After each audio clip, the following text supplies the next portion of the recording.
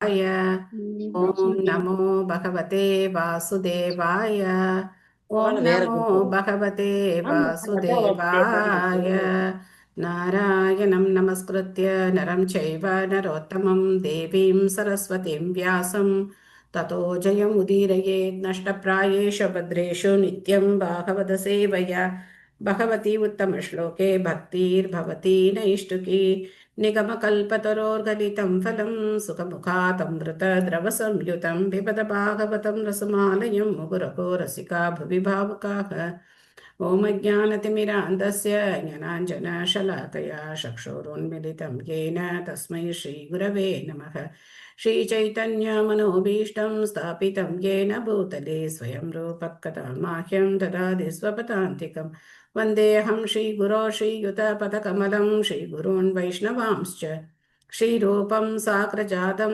सहगण रघुनाथान्वितं तं सजीवं साद्वैतं सावधूतं परिजनसहितं कृष्णचैतन्यदेवं श्रीराधा कृष्णपादान् सहगण ललिता श्रीविशाखान्वितांश्च हे कृष्ण करुणा सिन्धो दीनबन्धो जगत्पते गोपेश गोपिका कान्त राधा कान्त नमोऽस्तु ते तप्त काञ्चन गौराङ्गी राधे वृन्दावनेश्वरी वृषभानुसुते देवी प्रणमामि हरिप्रिये वाञ्छाकल्पतरुभ्यश्च कृपा सिन्धुभ्येव च पतितानां पावनेभ्यो वैष्णवेभ्यो नमो नमः नमो विष्णुपादाय कृष्णप्रेष्ठाय भूतले श्रीमते भक्तिवेदान्त स्वामिन्निति नामिने नमस्ते सारस्वते देवे गौरवाणी प्रचारिणे निर्विशेष शून्यवादी पाश्चात्य देशतारिणे जय श्री कृष्ण चैतन्य प्रभु नित्यानंद श्री अद्वैत गदाधर शिवासादि गौर भक्त वृंद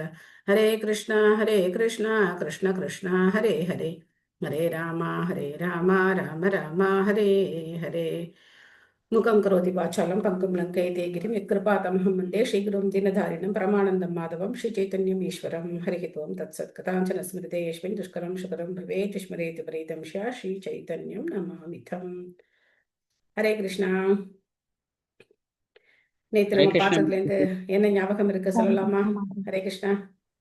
ஹரே கிருஷ்ண மாதாஜி. ஹரே கிருஷ்ணா. ஹரே கிருஷ்ண மாதாஜி.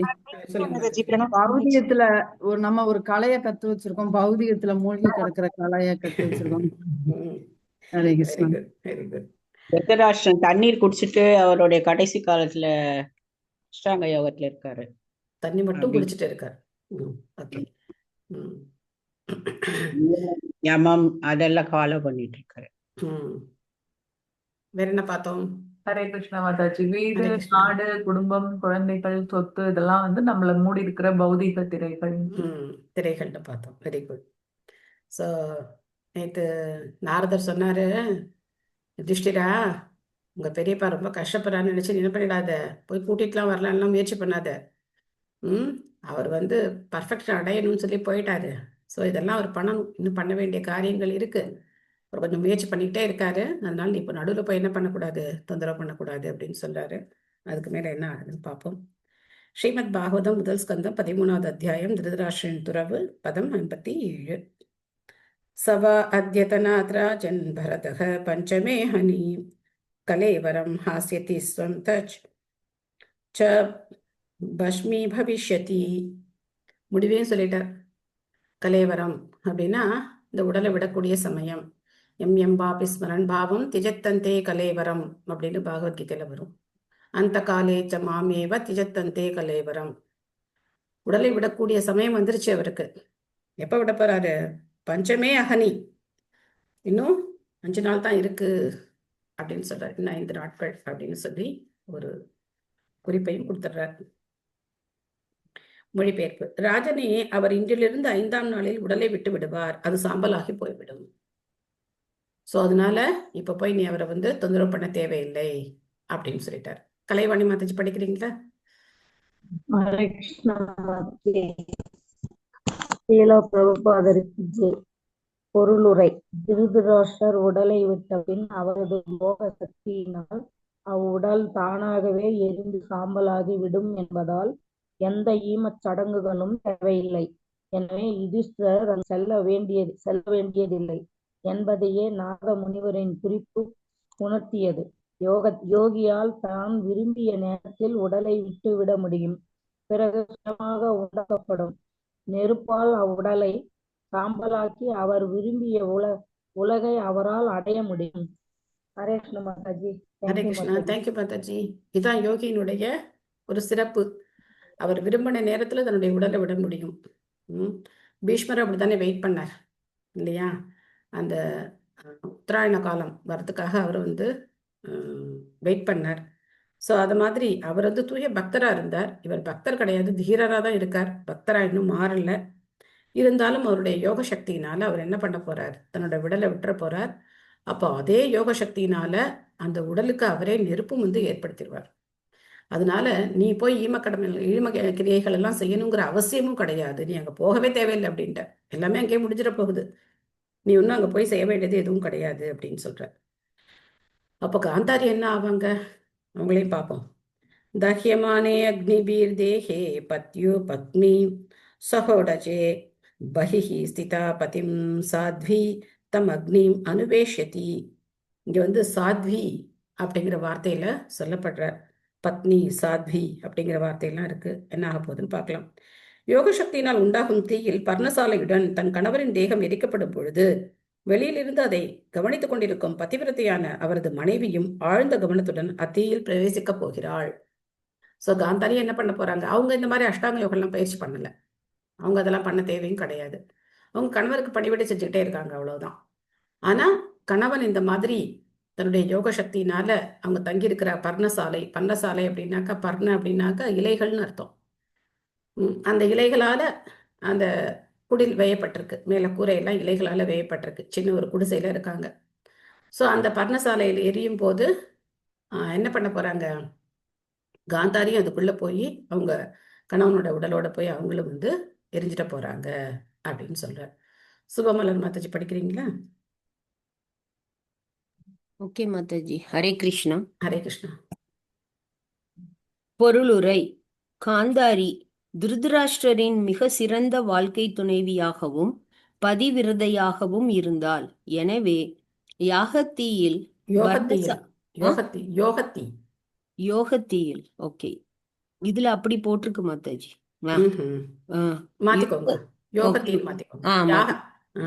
ஓகே மாதாஜி. யோகத்தீயில் வர்ணசாலையுடன் தன் கணவரும் எரிந்து சாம்பலாவதை கண்டதும் அவள் மனோதிடத்தை இழந்தாள்.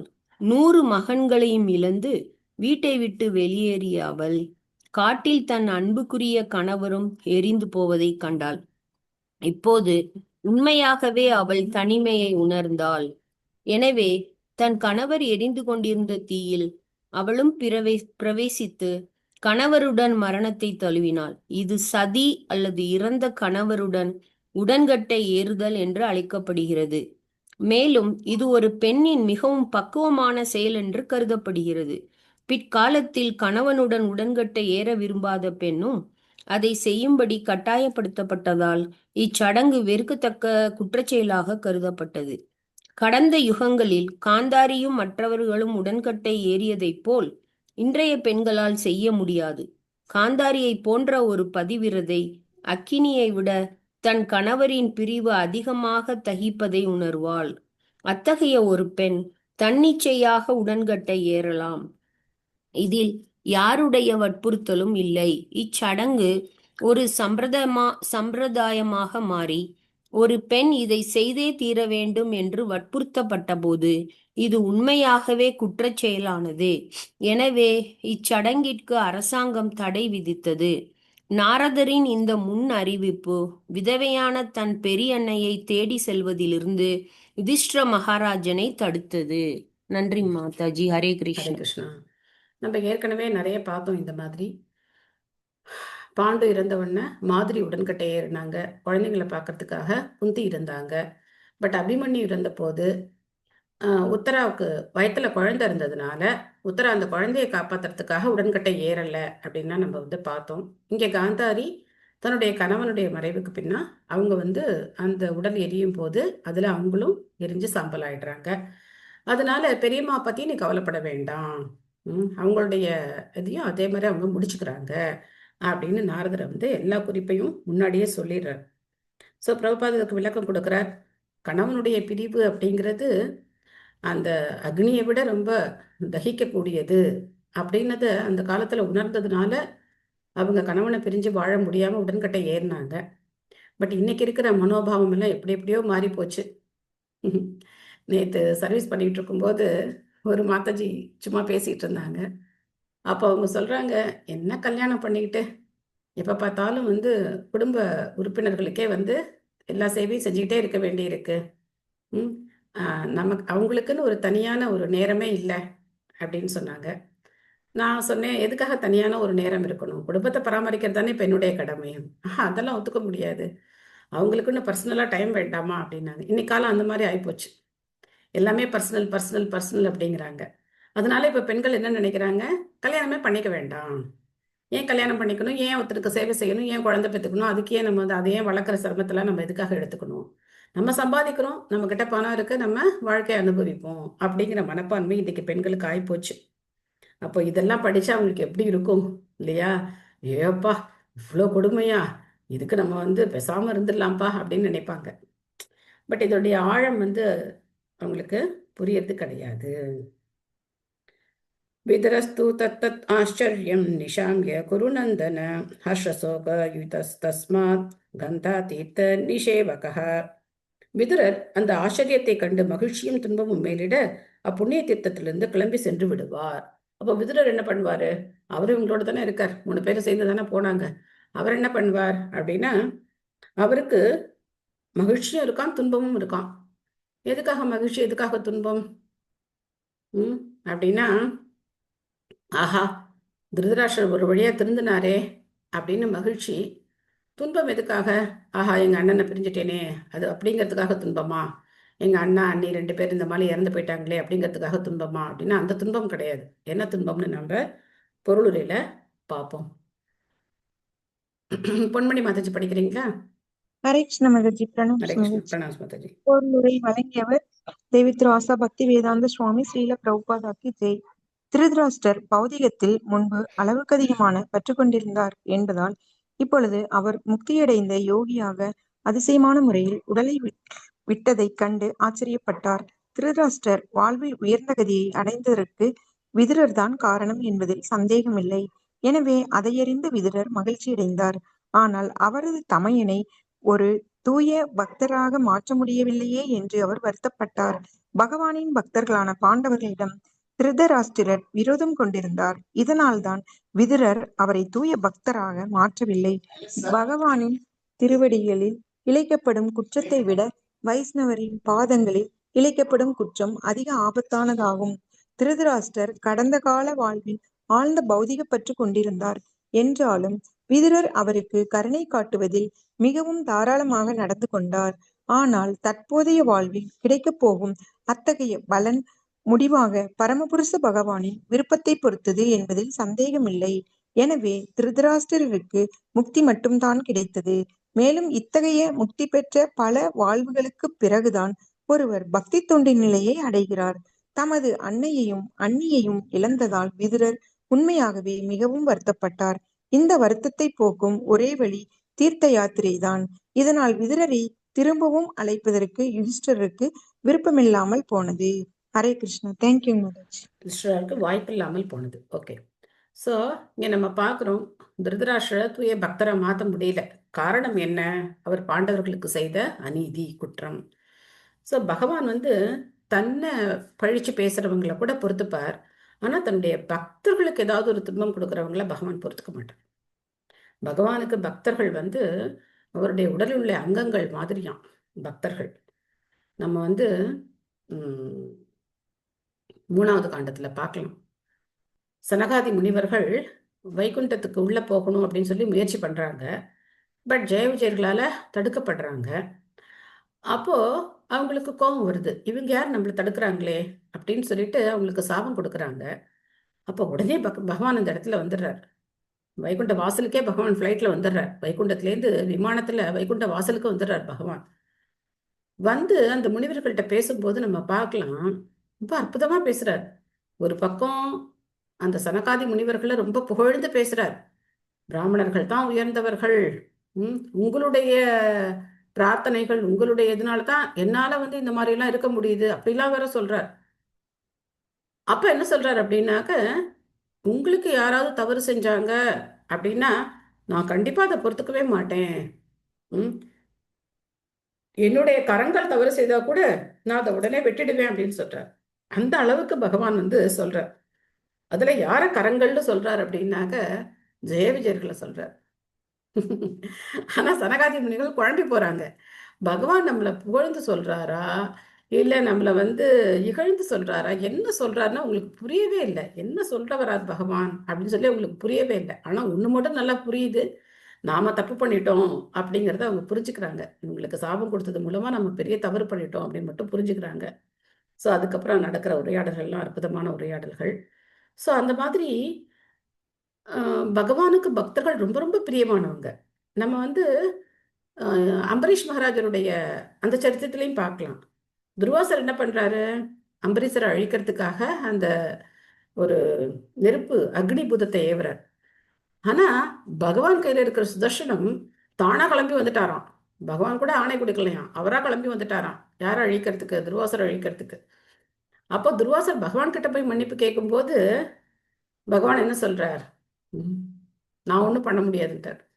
இந்த சுதர்சன சக்கரத்தெல்லாம் திரும்ப என்னாலலாம் கூப்பிட்டுக்க முடியாது அப்படின்ட்டு. யாருக்கு நீ வந்து அபராதம் பண்ணியோ அவங்க காலில் தான் போய் விழணும் அப்படிங்கிறார். ஸோ பக்தர்கள் பகவானுக்கு அவ்வளோ பிரியமானவர்கள். அதனால பகவான் தன்னை இகழ்றதை பற்றிலாம் பகவான் கவலைப்பட மாட்டார். என்ன வேணா சொல்லிட்டு போ அப்படின்வார். ஆனா பக்தனை யாராவது ஏதாவது சொன்னாங்க அப்படின்னு சொன்னா அது பகவானுக்கு பொறுக்கவே பொறுக்காது. அதனால வைஷ்ணவர்கள்ட்ட பழகும் போது நம்ம வந்து ரொம்ப ஜாக்கிரதையா இருக்கணும். வைஷ்ணவ அபராதம் பண்ணக்கூடாது. சைத்தன்ய மகாபிரபுவுடைய லீலையில பார்த்தோம் அப்படின்னா ஜகாய் மதாய் 2 பேரை விடுவிக்கிறார் இல்லையா? ஞாபகம் இருக்கா உங்களுக்கு ஜகாய் மதாய் பத்தி சொன்னது? ஸோ அப்படி அவங்களை விடுவிக்கும் போது என்ன ஆகுது அப்படின்னா, சைத்தன்ய மகாபிரபு பொன்னிறமான ரூபம் உடையவர். கௌரங்கா அப்படின்னு சொல்றது பொன்னிறமான ரூபம் உடையவர். அப்போ கொஞ்ச நேரம் பார்த்தோம் அப்படின்னாக்க ஒரே கருப்பாயிட்டாராம் சைத்தன்ய மகாபிரபு. ஏன் இப்படி கருப்பாயிட்டாருன்னு பார்த்தா ஜகாய் மதாயுடைய பாவம் எல்லாத்தையும் மகாபிரபு ஏத்துக்கிட்டார், அப்படியே கருப்பாயிட்டாராம். அப்போ சொல்றாராம், யார் ஒருத்தர் வைஷ்ணவர்களுக்கு அபராதம் பண்றாங்களோ அவங்களுக்கு இந்த பாவம் போகும்னாரு. இந்த பாவம்லாம் யார்கிட்ட போயிடும்? யார் வைஷ்ணவ அபராதம் பண்றாங்களோ அவங்களுக்கு போகும் அப்படின்னாராம். அதனால வைஷ்ணவர்களுடைய பாதங்கள்ல நம்ம எப்பவுமே எந்த குற்றமும் செய்யக்கூடாது. அப்படின்னா என்ன அர்த்தம்? யாரை பத்தியும் நம்ம எதுவும் பேசக்கூடாது. நம்ம உண்டு, நம்ம பக்தி உண்டுன்னு இருக்கணும். யாரை பத்தியாவது பேசணுமா, புகழ்ந்து பேசணும். அவங்க என்ன பண்றாங்களோ அதை நாம புகழ்ந்து பேசணும். இல்ல நமக்கு கீழே இருக்காங்க, நமக்கு அவங்க அறிவுரை நம்ம சொல்றதை அவங்க கேட்பாங்க அப்படின்னா அவங்கள சரி பண்றதுக்காக அவங்களுடைய குற்றங்களை எடுத்து சொல்லலாம். யாருக்கு குற்றங்களை எடுத்து சொல்றதுக்கான அதிகாரம் இருக்கு? ஆன்மீக குரு, தாய் தந்தையர்கள், கணவன், இந்த மாதிரி இருக்கிறவங்களுக்கெல்லாம் குற்றத்தை எடுத்து சொல்லக்கூடிய அதிகாரம் இருக்கு. இயற்கையாவே இவங்கெல்லாம் அதிகாரிகள். அப்போ ஒரு வீட்டில் குழந்தைங்கள்லாம் சாண்டிக் பண்றாங்க, அம்மா அப்பா இருக்காங்க அப்படின்னாக்க அந்த குழந்தைங்களை ஒன்றும் சொல்லக்கூடாதா? அப்படிலாம் கிடையாது. அவங்கள திருத்தறதுக்காக நம்ம என்ன சொல்லணும்? அவங்களுக்கு வேண்டிய அறிவுரைகளை நம்ம கொடுக்கணும். ஆனா அதே சமயத்துல நம்மளுடைய பொய் அகங்காரத்தை திருப்தி பண்றதுக்காக அவங்கள திட்டக்கூடாது. இந்த ரெண்டுக்கும் வித்தியாசம் இருக்கு. பொதுவாகவே நம்மளுடைய கோபத்தை நம்ம யார்கிட்ட காட்டுவோம்? யார் நம்ம சபார்டினேட்டோ அவங்கள்ட்ட காட்டுவோம். அதனால தான் திருவள்ளுவர் சொல்லியிருக்காரு, செல்லிடத்து காப்பான் சினம் காப்பான் அல்லிடத்து காக்கின் ஏன் காவாக்கல் என் அப்படின்னு. எங்க நம்ம கோபம் செல்லுபடி ஆகுமோ அங்க நம்ம காட்டுவோம். ஏன் நம்ம உயர் அதிகாரிகள்கிட்ட காட்ட வேண்டியதான கோபத்தை? அங்க காட்ட முடியுமா? சீட்டை கழிச்சு கையில கொடுத்துருவாங்க இல்லையா? காட்ட முடியாது. ஆனா யார்கிட்ட காட்டுவோம்? யார் நமக்கு அடங்கி இருக்காங்களோ அந்த குழந்தைங்க என்ன பண்ணுவாங்க? அவங்கள்ட்ட கோபத்தை காட்டுவோம். 2 அடி போட்டா கூட அவங்களால ஒன்றும் பண்ண முடியாது. அது நம்மளுடைய வீரம் கிடையாது. ஸோ அது மாதிரி நம்ம பண்ணக்கூடாது. நம்மளுடைய கோபத்தையோ நம்மளுடைய பொய் அகங்காரத்தை திருப்தி பண்றதுக்கோ நம்ம வந்து யாரையும் எதுவும் சொல்லக்கூடாது. அதே சமயத்துல நான் பெரிய ஆள் அப்படின்னு காட்டிக்கிறதுக்காக யார்ட்டையும் குறை சொல்லக்கூடாது. நல்ல எண்ணத்தோட அவங்கள சரிப்படுத்துறதுக்காக ஒரு பாயிண்ட் சொல்றாங்க, அது சரியில்லை அப்படின்னா இந்த பாயிண்ட் சரி கிடையாது, இந்த பாயிண்ட் நீங்க புரிஞ்சிருக்கிறது சரி கிடையாது அப்படின்னு சொல்லி அவங்கள திருத்தலாம். அதே மாதிரி சேவைகள் செய்யும் போது நீங்க இந்த மாதிரி செய்யணும் அப்படின்னு சொல்லி அவங்கள சரி பண்ணலாம். அப்படித்தான் செய்யணுமே தவிர அதுவும் எப்படி சொல்லணும்? அன்பான முறையில சொல்லணும். பிரபுபாதரும் கோவப்பட்டார். பிரபுபாதரும் பக்தர்களை வந்து ரொம்ப ஹார்ஷா நடத்தியிருக்கார். ஆனா யாரும் அதை தப்பா எடுத்துக்க மாட்டாங்க. ஏன்னா பிரபுபாதர் நம்முடைய நன்மைக்காக சொல்றாரு அப்படிங்கறது புரிஞ்சுப்பாங்க. சில சமயங்கள்ல என்ன வேண்டி இருக்கு? கடுமையான வார்த்தைகளும் தேவையான இருக்கு. எப்படி விதுரர் கடுமையா பேசினார்ல, இவ்வளோ கடுமையா பேசினார். நீ வந்து பீமன் சாப்பிட்ட எச்சி உணவை சாப்பிட்டு நாய் மாதிரி உட்கார்ந்துருக்க அப்படிலாம் சொன்னார் இல்லையா? அந்த மாதிரி கடுமையா சில சமயங்கள்ல அண்ணன் தானே, கடுமையா பேசலாமா? ஆனா பேசினார். எதுக்காக பேசினார்? அப்பதான் அவருக்கு அது புரியும். அந்த டோஸ் வேண்டி இருக்கு. சில பேருக்கு கொஞ்சம் காய்ச்சல் கம்மியா இருக்கலாம், டோஸ் கம்மியா கொடுக்கலாம். சில பேருக்கு காய்ச்சல் ஜாஸ்தியா இருந்தா என்ன பண்ணணும்? ஹெவி டோஸ் தானே கொடுக்கணும். அந்த மாதிரி ஹெவி டோஸும் கொடுக்க வேண்டி இருக்கு. பட் எதுக்காக? அவங்களுடைய நன்மைக்காக. ஸோ வைஷ்ணவ அபராதம் அப்படின்னா யார் மேலேயும் எதுவுமே சொல்லக்கூடாது அப்படி கிடையாது. நம்ம கீழே இருக்கிறவங்க, நம்ம கிட்ட கத்துக்கிறவங்க, இல்ல நம்ம கூட நம்மளுடைய தோழமையா இருக்கிறவங்க, அவங்களுக்கெல்லாம் நம்ம வந்து தோழமையா இருக்கிறவங்களோட, அதாவது நம்ம நிலைக்கு சமமா இருக்கிறவங்களோட அவங்க ஏதாவது தவறு செய்யும் போது நம்ம அதை அதே மாதிரி தோழமை உணர்வோட எடுத்து சொல்லணும். இந்த மாதிரி பண்ணிருக்கீங்களே அப்படின்னு நம்ம எடுத்து சொல்லும்போது ஓகே, அவங்களும் புரிஞ்சுப்பாங்க. அதே மாதிரி அவங்க சொல்லும்போது நம்ம எடுத்துக்கணும். இதெல்லாம் தான் நம்ம கடைபிடிக்க வேண்டிய சில எட்டிகேட், வைஷ்ணவர்களுடைய நடத்தை இது. அதனால அவரால் வந்து தூய பக்தரா ஆக முடியாது. பல பல பிறவிகள் முக்தி அடைஞ்சதுக்கு அப்புறம் தான் ஒருத்தர் வந்து பக்தி பாதைக்கே வர முடியும். இந்த முக்தி அப்படிங்கிறது சாயுஜ்ய முக்தியை குறிக்குது. 5 விதமான முக்திகள் இருக்கு.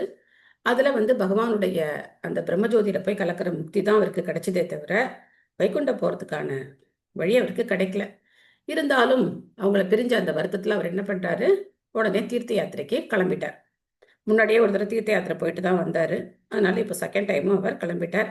அதனால அவருக்காக கவலைப்பட்டு யுதிஷ்டர் மகாராஜர் அங்க போக தேவையில்லை அப்படின்னு பாக்குறோம். ஹரே கிருஷ்ண மாதாஜி. 5 விதமான முக்தினா அது என்னன்னு சொல்லுங்க மாதாஜி. ஓகே, 5 விதமான முக்திகள் என்ன அப்படின்னாக்க,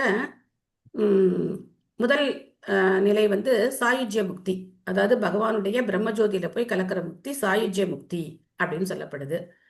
இந்த சாயுஜ்ய முக்தி சில சமயங்கள்ல கைவல்யம் அப்படின்னு சொல்லப்படுது. இந்த முக்தியை யார் விரும்புறது கிடையாது? வைஷ்ணவர்கள் விரும்புறது கிடையாது. பொதுவா பக்தர்கள் இந்த முக்தியை விரும்புறது கிடையாது. அடுத்த 4 விதமான முக்திகள் இருக்கு.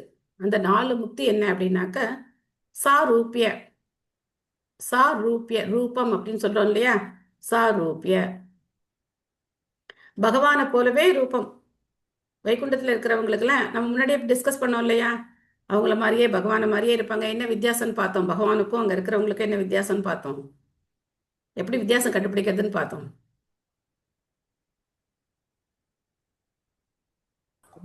நான்கு கைகளோட கௌஸ்துபம் இருக்கும், மத்தவங்களுக்கு அப்புறம் இன்னொன்னு என்ன? அன்னைக்கு இந்த ஆன்சர் தான் சொன்னீங்க, நான் சொன்ன ஆன்சரை மறந்துட்டீங்க. இன்னொன்னு என்ன பார்த்தோம்? லக்ஷ்மி தேவி பகவானுடைய மார்பில் இருக்கக்கூடிய ஸ்ரீவத்சம். ஸ்ரீவத்சம் அப்படிங்கிற குறி பகவானுக்கு மட்டும்தான் இருக்கும். ஏன்னா அந்த ஸ்ரீவத்சம் அப்படிங்கிற அந்த வெள்ளை மயிர்ச்சியுள்ள லக்ஷ்மி தேவி வாசம் பண்றாங்க.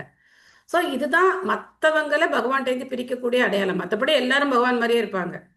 ஸோ சாரூபிய என்ன முக்தி? அது சாரூபிய. அதுக்கப்புறம் சாமீபிய, சமீபியன்னு சொல்றோம் இல்லையா? சாமீபிய, சமீபத்துல பகவானுக்கு அருகில இருப்பாங்க, சாமீபிய. அதுக்கப்புறம் சாலோக்கிய, சாலோக்கியனா பகவான் இருக்கிற லோகத்திலே இருக்கக்கூடியவங்க சாலோக்கிய. அதுக்கப்புறம் சாஷ்டி, சாஷ்டி அப்படின்னா பகவானுக்கு இணையான செல்வம் அவங்களுக்கும் இருக்கும். பகவானுக்கு இணையான செல்வ பலம் அவங்களுக்கும் இருக்கும். இப்போ நம்ம வீட்டுல வந்து ஒருத்தங்க வேலை செய்யறாங்கன்னு வச்சுக்கோங்க. அப்போ அவங்க நம்ம வீட்டுல இருக்கிற வரைக்கும் அவங்களும் என்ன பண்றாங்க? அந்த வீட்டுல இருக்கிற எல்லா வசதியும் அனுபவிக்கிறாங்களா இல்லையா? அனுபவிக்கிறாங்க இல்லையா? அவங்களும் வந்து எல்லா இடத்துக்கும் போறாங்க, வர்றாங்க, கிளீன் பண்றாங்க, எல்லா இடத்தையும் அவங்களும் பாக்குறாங்க, அங்க உட்காடுறாங்க, இங்க உட்காடுறாங்க, எல்லாம் பண்றாங்க. ஆனா அவங்களுக்கு நம்ம அந்த உரிமையை கொடுப்போமா? கொடுக்க மாட்டோம் இல்லையா? ஏசி போட்டுக்கிறேன் அப்படின்னா நம்ம விடுவோமா?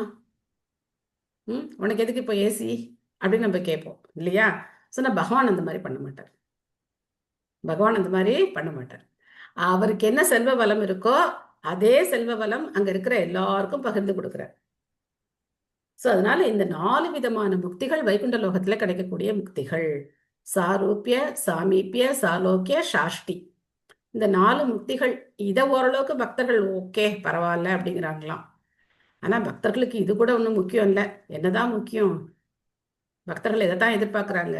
பக்தி தான் முக்கியம். சேவையத்தான் எதிர்பார்க்கிறாங்க.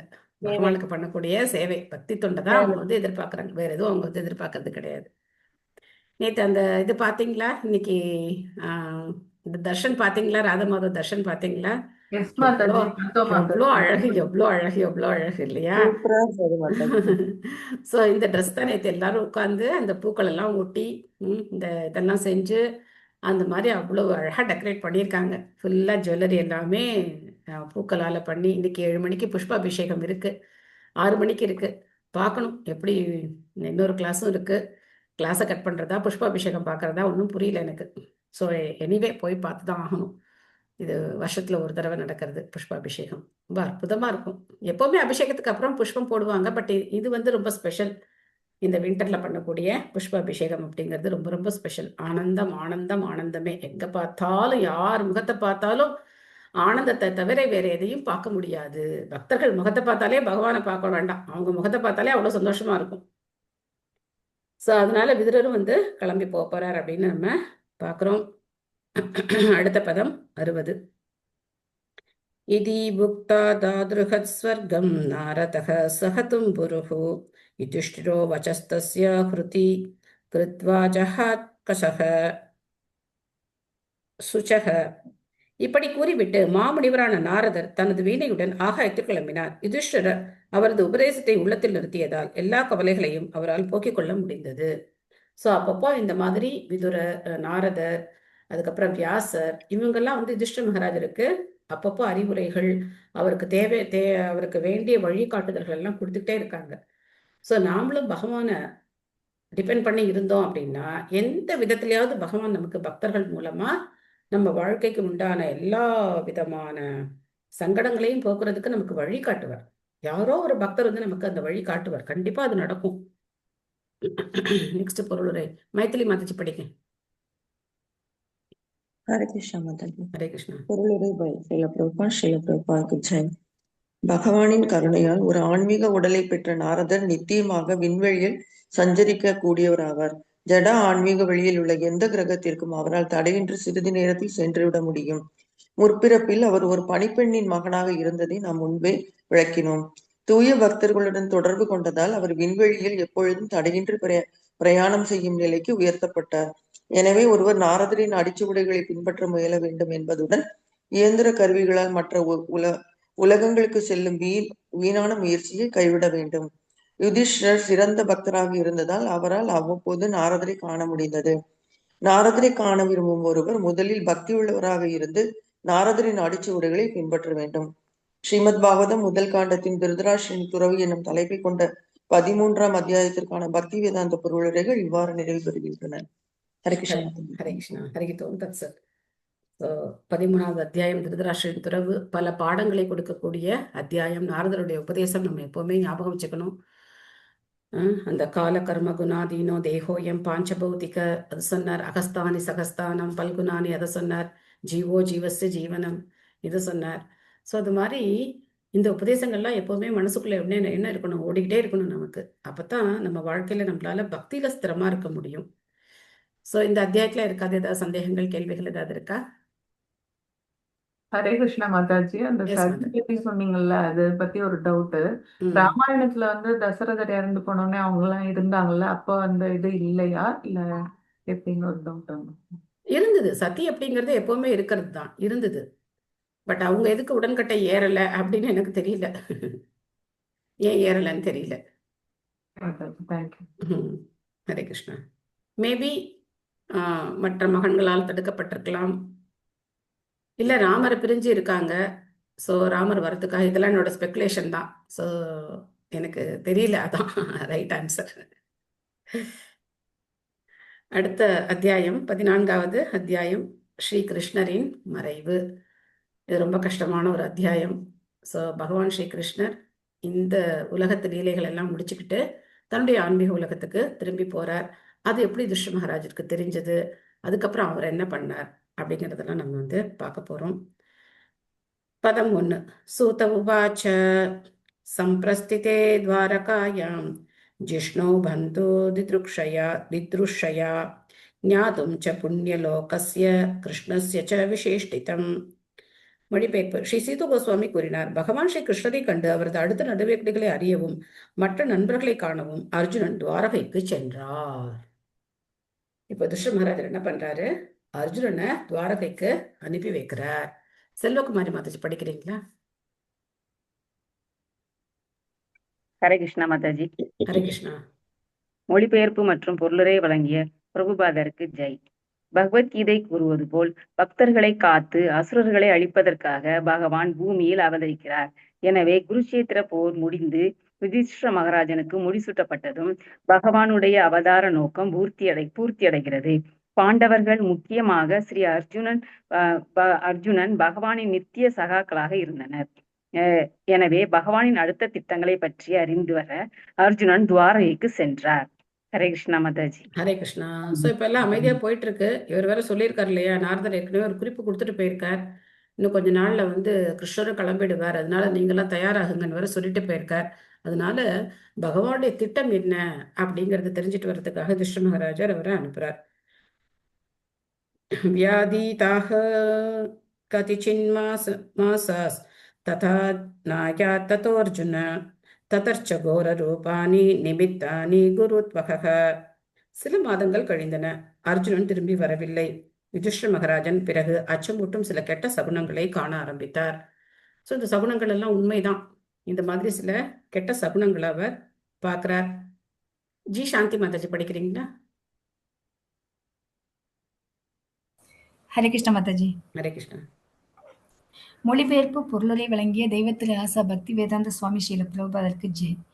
பொருளுரை. பரமபுருஷ பகவானாகிய ஸ்ரீ கிருஷ்ணர் நம் அனுபவத்திற்கு உட்பட்ட மிகவும் சக்தி வாய்ந்த சூரியனை விட கற்பனை கெட்டாத அளவு அதிக சக்தி வாய்ந்தவர் ஆவார். அவரது ஒரு சுவாச காலத்தில் கோடிக்கணக்கான சூரியன்கள் படைக்கப்பட்டு அடிக்கப்படுகின்றன. ஜட உலகில் எல்லா உற்பத்திகளுக்கும் பௌதீக சக்திக்கும் சூரியனே பிறப்பிடமாக உள்ளதென்று கருதப்படுகிறது. மேலும் சூரியனின் இருப்பால் தான் வாழ்வின் தேவைகளை நம்மால் பெற முடியும். எனவே பிரகாசிக்கும் சூரியனின் முன் பூரண ஒளிவெள்ளம் காட்சியளிக்கிறது. அதை போலவே பூமியில் பகவான் நேரடியாக வாழ்ந்து வந்த பொழுதும் அமைதியும் செழுமையும், குறிப்பாக மதமும் அறிவும் பூரணமாக காட்சியளித்தன. யுதிஷ்டிர மகாராஜன் அவரது ராஜ்யத்தில் சில வித்தியாசங்களை கண்டார். எனவே நீண்ட காலமாகியும் அர்ஜுனன் திரும்பி வராததாலும் துவாரகையை பற்றிய செய்தி கிடைக்காததாலும் அவர் மிகவும் கவலைப்பட்டார். பகவான் ஸ்ரீ கிருஷ்ணர் மறைந்திருக்க கூடுமோ என்று அவர் சந்தேகித்தார். இல்லையெனில் கெட்ட சகுனங்கள் ஏற்பட காரணமில்லை. Hare Krishna Mataji. Thank you Mataji. Thank you Mataji. So சௌனகாதி ரிஷிகள் கேட்ட கேள்வியில இதுவும் ஒண்ணு இல்லையா? பகவான் மறைஞ்சதுக்கு அப்புறம் தர்மம், ஞானம் இதெல்லாம் நியாயமெல்லாம் எங்க போய் அடைக்கலம் எடுத்துக்கிச்சு அப்படின்னு அவர் கேட்டாங்க இல்லையா? அப்போ என்ன பதில் கிடைச்சது? அதுக்கு அந்த கேள்விக்கு என்ன பதில்? தர்மம் நியாயம் எங்க அடைக்கலம் எடுத்துக்கிட்டாங்க? ஸ்ரீமத் பாகவதத். Very good, very good. கிருஷ்ணஸ்வதாமோ பகத் தர்ம ஜானாதிபி சக கலௌ நஷ்டத்ருஷாம் ஏஷ புராணோ அர்கோதுனோதிதக அப்படின்னு பார்த்தோம். அர்க அப்படின்னா சூரியன். எப்படி சூரியன் உதிச்சு இருட்டை போக்கினாரோ அந்த மாதிரி ஸ்ரீமத் பாகவதம் உதயமானது. இந்த ஸ்ரீமத் பாகவதத்துலதான் தர்மம், நியாயம், பக்தி எல்லாமே இருக்கு அப்படின்னு சூத கோஸ்வாமி அதுக்கான பதில சொன்னார். ஸோ இப்போ கிருஷ்ணர் இருந்த வரைக்கும் எந்த கெட்ட சகுனங்களோ எந்த இதெல்லாம் நடத்தைகளோ இல்லை. ஆனா இப்ப என்ன பார்க்கிறார் யுதிஷ்டிர மகாராஜர்? பல தீய இதெல்லாம் பார்க்கிறார். ஸோ நிறைய இதை நம்ம இப்போ படிக்க போறோம். காலஸ்ய ச கதிம் ரௌத்ராம் விபர்யாஸ்தர்து தர்மினக பாபி யஷீம் நிருணாம் வார்த்தாம் குரோத லோபருதாத்மனாம். நித்திய காலத்தின் போக்கு மாறிவிட்டதை அவர் கண்டார். இது நினைக்கவே பயங்கரமாக இருந்தது. பருவகால ஒழுங்குமுறைகளில் பிளவுகள் ஏற்பட்டன. பொதுமக்கள் பெரும் பேராசைக்காரர்களாகவும் கோபக்காரர்களாகவும் ஏமாற்றுபவர்களாகவும் மாறியிருந்தனர். மேலும் அவர்கள் வாழ்க்கை தேவைகளுக்காக தீய வழிமுறைகளை கையாள்வதையும் அவர் கண்டார். ஸோ இதெல்லாம் ஒரு கெட்ட சகுனம் அப்படின்னா நாம எப்படி இந்த உலகத்துல இருக்கிறது இல்லையா? இன்னைக்கு இதானே நடந்துகிட்டு இருக்கு எல்லா இடத்துலையும். பட் அந்த காலத்துல பார்த்தோன்னா இதெல்லாம் எதுவும் இல்லாம இருந்தது. ஸோ அதனால இதெல்லாம் இவருக்கு எப்படி தெரியுது? கெட்ட சகுனங்களா தெரியுது. விமலா தேவி மாதாஜி படிக்கிறீங்களா? ஹரே கிருஷ்ண மாதாஜி. ஹரே கிருஷ்ணா. ஸ்ரீல பிரபுபாதாக்கு ஜெய். பரமபுருஷ பகவானிடம் உள்ள மனிதனின் அன்பால் உறவு துண்டிக்கப்படும் பொழுது பருவ காலங்களில் மாற்றம், தீய வழிகளில் வாழ்க்கை தேவைகளை சம்பாதித்தல், பேராசை, கோபம், மற்றும் வஞ்சகம் போன்ற அறிகுறிகள் அதிகரிக்கின்றன. பருவகால ஒழுங்குமுறைகளில் மாற்றம் என்பது ஒரு பருவத்தின் சூழ்நிலை மற்றொரு பருவத்தில் தோன்றுவதை குறிக்கிறது. உதாரணமாக, மழைக்காலம் இலையுதிர் காலத்தில் வருகிறது. பழங்களும் பூக்களும் பூத்து குலுங்கும் காலம் ஒரு பருவ காலத்திலிருந்து மாறி வேறொரு பருவ காலத்தில் வருகிறது. இறை உணர்வற்ற மனிதன் வழக்கமாக பேராசைக்காரனாகவும் கோபக்காரனாகவும் வஞ்சகனாகவும் இருக்கிறான். இத்தகைய மனிதன் வாழ்க்கை தேவைகளுக்காக எந்த வழியையும் பின்பற்ற தயங்க மாட்டான். யுதிஷ்டிர மகாராஜாவின் ஆட்சி காலத்தில் மேற்கண்ட அறிகுறிகள் அனைத்தும் இல்லாதிருந்தன. ஆனால் அவரது தெய்வீகமான ராஜ்யத்தில் சிறு மாற்றத்தை மட்டுமே கண்ட போதிலும் அதனால் அவர் ஆச்சரியம் அடைந்தார். பகவான் மறைந்து விட்டாரோ என்று உடனே அவர் சந்தேகித்தார். உத்தியோக கடமைகளில் இருந்து விலகுவதே தீய வழிகளில் வாழ்க்கை தேவைகளை சம்பாதிப்பதற்கு காரணமாகிறது. பிராமணர், சத்திரியர், வைசியர் மற்றும் சூத்திரர் போன்ற ஒவ்வொருவருக்கும் நியமிக்கப்பட்ட கடமைகள் உள்ளன. ஆனால் தனக்கென நியமிக்கப்பட்ட கடமைகளில் இருந்து விலகி வேறொருவரின் கடமையை தனதென கூறுபவன் முறையற்ற சட்டவிரோதமான கடமையை பின்பற்றுபவன் ஆவான். வாழ்வில் உயர்ந்த குறிக்கோளை கொண்டிராமல் இந்த மண்ணுலகில் வாழும் சில ஆண்டுகளே அனைத்தும் என்று நினைப்பவன் செல்வத்திலும் அதிகாரத்திலும் பேராசை கொள்கிறான். மனித சமூகத்தில் உள்ள எல்லா ஒழுங்கின்மைகளுக்கும் அறியாமையே காரணம். குறிப்பாக இக்கலியுகத்தில் இந்த அறியாமையை விளக்குவதற்கு ஸ்ரீமத் பாகவதத்தின் வடிவில் சக்தி வாய்ந்த சூரியன் ஒளியை பரப்புகிறது. ஹரே கிருஷ்ணா. ஹரே நன்றி கிருஷ்ணா. மதன். தேங்க்யூ மாதாஜி.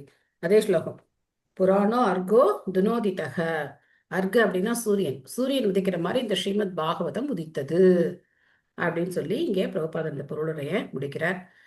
ஸோ எதுக்காக இந்த மாதிரி பாவ செயல்களை செய்கிறாங்க அப்படிங்கிறதுக்கு பிரபுபா சொல்றார், அவங்களுடைய கடமையை அவங்கவுங்க ஒழுங்கா செய்யணும். என்ன பண்ணக்கூடாது, மற்றவங்க கடமையை நம்ம செய்யக்கூடாது. ஒரு பிராமணன்னா பிராமணனுக்குடைய கடமையை செய்யணும். ஒரு சத்திரியன்னா சத்திரியனுக்கு உண்டான கடமையை செய்யணும். பிரம்மச்சாரிக்கு என்ன கடமையோ அதை செய்யணும். ஒரு சன்னியாசிக்குரிய கடமையை செய்யணும். ஸோ நம்ம பார்க்கலாம், இந்த மாதிரி யுதிஷ்டிர மகாராஜர், பரீட்சித் மகாராஜர், அதுக்கப்புறம் பிரகலாத மகாராஜர், துருவ மகாராஜர், இந்த மாதிரி மிகப்பெரிய அரசர்கள், ஈவன் பகவான் ராமச்சந்திரர். ஸோ எல்லாரும் பார்த்தோம் அப்படின்னா சத்திரியர்களுக்குடைய கடமையை அவங்க என்ன செஞ்சாங்க, பர்ஃபெக்டா செஞ்சாங்க இல்லையா? சத்திரியர்களுடைய கடமையை அவங்கள செய்யாம இல்லை, அவங்களுடைய கடமையை அவங்க சரியா செஞ்சாங்க. அதே சமயத்துல யாராவது ஒரு சன்னியாசி ராஜா ஆனார்னு நம்ம பார்த்தோமா? பாகவதத்துல எந்த சன்னியாசியாவது அரசர் ஆயிட்டாரா? அப்படி ஏதாவது பார்த்தோமா? கிடையாது. ஒரு அரசர் அப்படின்னா ஒரு கிரகஸ்தரா இருக்கணும், ராஜ ரிஷியா இருக்கலாம், ஆனா அவர் கிரகஸ்த வாழ்வை மேற்கொண்டிருக்கணும். அந்த மாதிரி அவங்கவுங்களுடைய கடமைகளை அவங்கவுங்க சரியா செய்யணும். இன்னைக்கு இந்த பிராமண சத்திரிய வைசிய சூத்ர அதையே விட்டுருங்க. ஆண்களுக்கு உண்டான கடமையை ஆண்கள் செய்யறது கிடையாது, பெண்களுக்கு உண்டான கடமையை பெண்கள் செய்யறது கிடையாது. பெண்களுக்கு உண்டான கடமையை பெண்கள் செய்யும் போது என்ன நினைக்கிறாங்க, அதை தாழ்வா நினைக்கிறாங்க இல்லையா? நீ ஒரு ஹவுஸ் ஒய்ஃப் அப்படின்னு சொன்னா அது ஏதோ ஒரு தாழ்ந்த ஒரு நிலை அப்படி மாதிரி நினைக்கிறாங்க. நான் இந்த இடத்துல நான் இந்த மாதிரி ஒரு போஸ்ட்ல இருக்கேன் அப்படின்னு சொல்றதா என்ன நினைக்கிறாங்க, பெருமையா நினைக்கிறாங்க. வீட்டில் நீங்க என்ன பண்றீங்க, வேலைக்கு போறீங்களா? இல்லைங்க நான் சும்மா தாங்க இருக்கேன். சும்மா இருக்காங்களா? எப்படி சும்மா இருக்க முடியும்? வீட்டை நிர்வாகம் பண்றதுங்கிறது எவ்வளவு பெரிய கலை இல்லையா? ஆனா என்ன சொல்லிக்கிறோம் நம்ம, இல்லை நான் சும்மா தான் இருக்கேன். என்ன சும்மா இருக்காங்க, வீட்டுல எவ்வளவு வேலை இருக்கு. அது இப்ப என்ன நினைக்கிறாங்க, வீட்டு வேலை செய்யக்கூடாது, ஆபீஸ்ல போய் வேலை செய்யலாம்னு நினைக்கிறாங்க. ஸோ நம்முடைய கடமையை விட்டுட்டு இன்னொருத்தருடைய கடமையை செய்ய போறாங்க. அதனால எத்தனை குழப்பங்கள் இந்த சமுதாயத்துல ஏற்படுது, எத்தனை விதமான பாவ விளைவுகள் ஏற்படுது அப்படின்னு சொல்லி நம்ம பார்க்கலாம். ஸோ அதனால இதெல்லாம் சீர்திருத்தப்படணும். அப்பதான் என்ன ஆகும் அப்படின்னாக்க சீரான சமுதாயம், அந்த இயக்கம் நல்லா இருக்கும். நம்ம தெரிஞ்சுக்கணும். ஜிக்மா பிராயம் வியவக்ருதம் சாத்ய மிஸ்ரம் ச சௌஹ்ருதம் பித்ரு மாத்ரு சுக்ருத் பிராத்ரு தம்பதீனாம் ச கல்கனம். என்னென்ன பிரச்சனை வருது பாருங்க. நண்பர்களுக்கு இடையில் உள்ள விவகாரங்கள் உட்பட எல்லா சாதாரண விவகாரங்களிலும் வஞ்சகம் நிறைந்து விட்டது. மேலும் குடும்ப விவகாரங்களிலும் கூட தாய், தந்தையர், மகன்கள், சகோதரர்கள் மற்றும் நலன் விரும்பிகள் ஆகியோருக்கு இடையில் எப்பொழுதும் கருத்து வேற்றுமைகள் ஏற்பட்டன. கணவன் மனைவிக்கு இடையிலும் கூட எப்பொழுதும் அவநம்பிக்கையும் சண்டையும் இருந்து வந்தது. இதெல்லாம் என்னது, தீய சகுனங்கள் அப்படின்னு சொல்லப்படுது, கெட்ட சகுனங்கள் அப்படின்னு சொல்லப்படுது. ஸோ எந்த வீட்டில் கணவனும் மனைவியும் கருத்தொருமித்து வாழ்றாங்களோ அந்த வீட்டில் வந்து லக்ஷ்மி தேவி ரொம்ப திருப்தியா இருப்பாங்களாம். எந்த வீட்டில் வந்து கணவனுடைய அந்த சேவையில மனைவி ஈடுபட்டு கணவனுக்கு சேவை செய்கிறாங்களோ அந்த வீட்டில் வந்து கணவனுக்கு என்ன பண்ணாம எதிர்த்துலாம் பேசாம அந்த மாதிரிலாம் இருக்கிற வீட்டில், ஏன்னா அந்த கணவனுக்கும் அந்த குணம் இருக்கணும். பட் இன்னைக்கு தண்ணி அடிச்சுட்டு வந்து அடிச்சா என்ன பண்ண முடியும்? அடி வாங்கிட்டே உட்காந்துருக்க முடியுமா என்ன? இது ஒரு பிரச்சனை வருது. ஸோ யார்கிட்டயும் என்ன கிடையாது, சரியான நடத்தை அப்படிங்கிறது இப்போ கிடையாது. ஸோ இதெல்லாம் வருது பாருங்க. அப்படி அவநம்பிக்கை, சண்டை.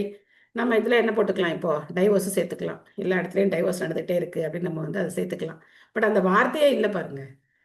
திருமணம் தான் இருக்கே தவிர, விவாகம்னு இருக்கே தவிர டைவோர்ஸுங்கிற வார்த்தையே கிடையாது. ஆனால் இப்போ பண்ணுறாங்க. இதெல்லாம் என்னது, சாஸ்திரத்துக்கு புறம்பான செயல்கள். அகிலா மகேஷ் படிக்கிறீங்களா? ஹரே கிருஷ்ணா. ஹரே கிருஷ்ணா. பொருளுரை ஸ்ரீல பிரபுபாதருக்கு ஜெய். பந்தப்பட்ட ஜீவனிடம் தவறுகள், பைத்தியக்காரத்தனம், இயலாமை மற்றும் ஏமாற்று ஆகிய 4 கெட்ட இயல்புகள் உள்ளன. இவை குறைபாடுகளுக்குரிய அடையாளங்கள் ஆகும். இந்நான்கில் பிறரை ஏமாற்றும் இயல்பு மேலோங்கி உள்ளது. பந்தப்பட்ட ஆத்மாக்கள் ஜட உலகை அடக்கி ஆள்வதெனும் இயற்கைக்கு விரோதமான ஆசையை கொண்டிருப்பதால் தான் அவர்களிடம் இந்த ஏமாற்றும் இயல்பு காணப்படுகிறது. தூய நிலையில் உள்ள ஜீவராசி சட்டங்களால் பாதிக்கப்படுவதில்லை. ஏனெனில் அந்த நிலையில் ஒரு ஜீவராசி பரம ஜீவனுக்கு கீழ்ப்படிந்த நித்திய தொண்டன் என்பதை உணர்ந்தவனாக இருக்கிறான். எனவே பரமபுருஷரின் சொத்தை அடக்கியாள முயற்சிப்பதற்கு பதிலாக எப்பொழுதும் பகவானுக்கு கீழ்ப்படிந்த தொண்டனாகவே இருப்பது நல்லது. பந்தப்பட்ட நிலையில் ஒரு ஜீவராசி அவன் காண்பதற்கெல்லாம் உண்மையாகவே எஜமானனாக இருந்தாலும் அதனால் அவன் திருப்தி அடைவதில்லை. ஆனால் காண்பதற்கெல்லாம் அவனால் எஜமானனாக முடியாது. இதனால் மிக நெருங்கிய உறவினர்களாலும் கூட பல வகையில் ஏமாற்றப்படும் நிலைக்கு அவன் உள்ளாகிறான். இத்தகைய திருப்தியற்ற நிலையில் தந்தைக்கும் மகன்களுக்கும் இடையில் அல்லது கணவன் மனைவிக்கு இடையில் கூட நேசம் இருப்பதில்லை. ஆனால் இக்கஷ்டங்கள் எல்லாம் பகவானின் பக்தி தொண்டினால் போக்கிவிடலாம். பகவானுக்கு செய்யும் பக்தி தொண்டால் மட்டுமே உலகில் உள்ள வஞ்சகங்களை அடக்க இயலும், வேற எதனாலும் அல்ல. யுதிஷ்ட மகாராஜன் இந்த வித்தியாசங்களை கண்டதும் பகவான் பூமியிலிருந்து மறைந்து விட்டார் என்பதை ஊகித்துக் கொண்டார். ஹரே கிருஷ்ணா. தேங்க்யூ மாதாஜி. ஹரே கிருஷ்ணா. ஸோ பிரபா சொல்றாரு, பகவானுடைய தொண்டனா இருக்கும்போது நமக்கு என்ன கிடையாது, சட்டங்கள் கிடையாது அப்படின்னு சொல்றாரு. ஸோ இப்போ இதை எப்படி புரிஞ்சுக்கலாம் அப்படின்னா, இப்போ நம்ம ஒரு கடைக்குள்ள போறோம். அந்த கடைக்குள்ள போன உடனே வாசல்ல போர்டு போட்டிருக்காங்க, நீங்கள் கேமராவின் கண்காணிப்பில் இருக்கிறீர்கள், கண்காணிப்பின் கீழ் இருக்கிறீர்கள், ஜாக்கிரதையாக இருங்கள் அப்படின்னு ஒரு போர்டு போட்டிருக்காங்க. ஏன்? நிறைய பேர் வந்து என்ன பண்ணியிருப்பாங்க, அந்த கடையில என்ன பண்ணியிருப்பாங்க, பொருளை எடுத்துட்டு போயிருப்பாங்க. தூக்கிட்டு போயிருப்பாங்க இல்லையா, திருட்டு நடந்திருக்கும். அதனால அவங்க என்ன பண்ணிட்டாங்க, சரி ஒரு கேமராவை மாட்டி விட்டுருவோம் அப்படின்னு மாட்டி விட்டாங்க. இதே ஒரு சில ஊர்ல பாத்தீங்கன்னா வீட்டுக்கு கதவே இருக்காதாம், வாச கதவே இருக்காதாம். ஏன்? அந்த ஊர்ல எல்லாருக்கும் என்ன இருக்கு, நம்பிக்கை இருக்கு. வாசக்கதவை வச்சு பூட்டணுங்கிற அவசியம் கூட இல்லையா, யாரும் வந்து எதையும் எடுக்க மாட்டாங்க அப்படின்னு சொல்லி ஒரு நம்பிக்கை இருக்கு. அது மாதிரி இந்த உலகத்துல இருக்கிற பந்தப்பட்ட ஆத்மாக்களுக்கு தான் பரமாத்மா இருக்கார். ஆன்மீக உலகத்துல பரமாத்மா கிடையாது. வைகுண்டத்துல யார் கிடையாது, வைகுண்டவாசிகளுடைய இதயத்துல யார் கிடையாது, பரமாத்மா கிடையாது. ஏன் ஏன் அங்க பரமாத்மா தேவையில்லை? எதுக்காக இங்க பரமாத்மா தேவை? அவங்களே பகவான் கிட்ட தானங்க மாதாஜி இருக்காங்க. அவங்க எல்லாரும் பகவானுக்கு சேவை செய்யறவங்களா இருக்காங்க. நம்மளோட பகவான் கிட்ட இருந்தாலும் அங்க வந்து அவங்கள கண்காணிக்கணும்னு அவசியம் கிடையாது. அவங்களுக்கு அவங்களுடைய சொரூபம் தெரிஞ்சிருக்கு. நான் பகவானுடைய சேவகன், தொண்டன், அதரம் எதுவும் செய்யக்கூடாதுன்னு உங்களுக்கு தெரிஞ்சிருக்கு. ஆனா இங்க இருக்கிற நமக்கு அது தெரியலையே. எப்படி சிசிடிவி கேமரா எதுக்கு வச்சிருக்காங்க, யாரோ திருடிட்டு போயிருக்காங்க அதனால வச்சிருக்காங்க. அது மாதிரி இங்க எதுக்காக பரமாத்மா நம்ம கூட இருக்காரா, நம்மளை கண்காணிக்கிறதுக்காக இருக்க, நம்ம என்ன பண்ணணும்னு பாக்குறதுக்காக இருக்க. பட் அங்க எல்லாரும் பகவானுடைய சேவையில தான் இருக்காங்க, வேற எதுவும் பண்ண மாட்டாங்க. அதனால அங்க அவங்கள கண்காணிக்க வேண்டிய அவசியம் கிடையாது. ஸோ அதான் இங்க பிரபா சொல்ற. ஸோ அவன் வந்து எப்படி என்ன இந்த அழகா சொல்லியிருக்காரு பாருங்க. எங்க பார்த்தோம் அந்த, ஏனெனில் அந்த நிலையில் ஒரு ஜீவராசி பரமஜீவனுக்கும் கீழ்ப்படிந்த நித்திய தொண்டன் என்பதை உணர்ந்தவனாக இருக்கிறான். தூய நிலையில் உள்ள ஜீவராசி சட்டங்களால் பாதிக்கப்படுவதில்லை. தூய நிலையில் உள்ள ஜீவராசிக்கு எந்த சட்டங்களும் கிடையாது. ஏன்? அவருக்கு நல்லா தெரியும், நான் பகவானுக்கு கீழ்ப்படிந்த தொண்டன், அப்படிங்கிறது தெரியும். நாம் அதை ஏத்துக்க மாட்டேங்கிறோம். அதனால பரமாத்மாவை உள்ள இருந்து பார்த்துக்கிட்டே இருக்க வேண்டியிருக்கு. எப்படா நீ வந்து நான் சொல்றதை கேட்ப அப்படின்னு பார்த்துக்கிட்டே இருக்கார். சரி, கேட்குற வரைக்கும் என்ன பண்றது? உன்னுடைய ஆசையெல்லாம் அனுமதிக்கிறார். அதுக்கப்புறம் அதுக்கேற்ற உடல் கொடுக்குறார். தண்டனை எல்லாம் நடந்துக்கிட்டே இருக்கு நமக்கு. பட் எப்போ நம்ம வந்து இதை புரிஞ்சுக்கிறோமோ அப்போ என்ன ஆயிடும்? நமக்கு இந்த பிரச்சனை கிடையாது. ஸோ அதனால இந்த இந்த மாற்றங்கள்லாம் பார்க்கும்போது யுதிஷ்டிர மகாராஜருக்கு தெரிஞ்சிருச்சு ஏதோ ஒன்று நடந்திருக்கு அப்படின்னு சொல்லி. நிமித்தானி அத்தியரிஷ்டானி காலே து அனுகதே நிருணாம் லோபாதி அதர்ம பிரகிருதிம் திருஷ்டவோனு சாணுஜம் நிருபக. பொதுமக்களும் நாளடைவில் பேராசை, கோபம், கர்வம் போன்றவைகளுக்கு பழக்கப்பட்டு விட்டனர். இந்த சகுனங்களை எல்லாம் கவனித்த யுதிஷ்டிர மகாராஜன் அவரது இளைய சகோதரிடம் பின்வருமாறு கூறினார். ஸோ இதெல்லாம் ஒரு பெரிய ஒரு மாற்றம் ஏற்பட்டுக்கிட்டே இருக்கே, என்ன நடக்குது ஒன்றும் புரியலையே அப்படின்னு சொல்லி அவர் சொல்றார். எம் சாந்தி மாதாஜி படிங்க. ஹரே கிருஷ்ண மாதாஜி. ஹரே கிருஷ்ணா. பொருளுரை தந்த சீல பிரபுபாதருக்கு சிறந்த பக்தனாகிய யுதிஷ்டிர மகாராஜன் பேராசை, கோபம், மதப்பற்றின்மை மற்றும் வஞ்சகம் போன்ற கொடிய அறிகுறிகள் மனித சமூகத்தில் பெருகிவிட்டதைக் கண்டு உடனே அமைதி குலைந்தவரானார். இழிவடைந்த சமூகத்தில் காணப்படும் இந்த அறிகுறிகளை அக்காலத்திய மக்கள் அறிந்திருக்கவில்லை என்பது இக்கூற்றிலிருந்து தெளிவாகிறது. சச்சரவுகள் நிறைந்த கலியுகம் ஆரம்பமானதும் இவற்றை எல்லாம் அனுபவித்து அவர்கள் திகைப்படைந்தனர். ஹரே கிருஷ்ண மாதாஜி. ஹரே கிருஷ்ணா. இது துவாபார யுகத்தினுடைய இறுதி கடைசி சந்தி நடக்குது. கலியுகம் ஆரம்பிக்க போகுது. கலியுகம் ஆரம்பிக்க போகுது அப்படின்னே இந்த மாதிரி எல்லாம் ஆரம்பிச்சாச்சு. ஏற்கனவே இதெல்லாம் ஆரம்பிச்சாச்சு. ஸோ யுதிஷ்டிர மகாராஜருடைய அரசவையில ஒரு கேஸ் வந்துதான், ஒரு வழக்கு. 2 பேர் வர்றாங்க. 2 பேர் வந்து யுதிஷ்டிர மகாராஜர்கிட்ட புகார் சொல்றாங்க. என்ன புகார் சொல்றாங்க அப்படின்னா, இவரோட நிலத்தை நான் வாங்கியிருக்கேன் அப்படின்னு வாங்கினவர் சொல்றாரு. இவர் சொல்றாரு, வித்தவர் சொல்றாரு, ஆமா நான் வித்திருக்கேன் அப்படின்னு சொல்றாரு. சரி, என்னப்பா வழக்கு அப்படின்னா, அந்த நிலத்துல நான் தோண்டும் போது எனக்கு என்ன கிடைச்சிது? ஒரு பொக்கிஷம் கிடைச்சிது. அதனால இந்த பொக்கிஷம் அவருக்கு தான் சொந்தம் அப்படின்னு வாங்கினவர் சொல்றாராம். எப்படி? வாங்கினவர் என்ன சொல்றாரு? அந்த நிலத்துக்கு கீழே ஒரு பொக்கிஷம் கிடைச்சிது, நேற்று தான் நான் வாங்கியிருக்கேன், ஆனால் இந்த நிலம் அவரது தானே, நேற்று தானே நான் வாங்கியிருக்கேன், ஸோ அதனால இந்த பொக்கிஷம் அவருக்கு தான் சொந்தம் அப்படின்னு அவர் சொல்றாராம். வித்தவர் என்ன சொல்றாராம்? நான் வித்துட்டேன், நான் நேத்தே வித்துட்டேன், எனக்கும் அதுக்கும் எந்த சம்பந்தமும் இல்லை, அதனால அது அவருக்கு தான் சொந்தம் அப்படின்னு அவர் சொன்னாராம். இந்த மாதிரி வழக்கு நம்ம எங்கேயாவது கேள்விப்பட்டிருப்போமா? யாராவது கேள்விப்பட்டிருப்போமா இந்த மாதிரி ஒரு வழக்கு? இல்ல மாதாஜி. அப்போ யுதிஷ்டிர மகாராஜர் பார்த்தாராம், சான்ஸே இல்ல. சரி போயிட்டு 2 பேரும் நாளைக்கு வாங்க தீர்ப்பு சொல்றேன் அப்படின்ட்டாராம். அப்போ மறுநாள் வர்றாங்களாம். நேத்து வரும்போது எப்படி வந்தாங்க? ரொம்ப பவ்யமா வந்தாங்களாம் 2 பேரும். இது இவருக்கு தான் சொந்தம், இது இவருக்கு தான் சொந்தம் 2 பேரும் சொல்றாங்க, ரொம்ப பவ்யமா வந்தாங்க. இன்னைக்கு எப்படி வர்றாங்களாம்? ஒருத்தர் பார்த்து அப்படின்னு முறைச்சிக்கிட்டு வர்றாங்க. வரும்போதே பார்க்கும்போதே ஒரு டெரரா பார்த்துக்கிட்டே வர்றாங்க.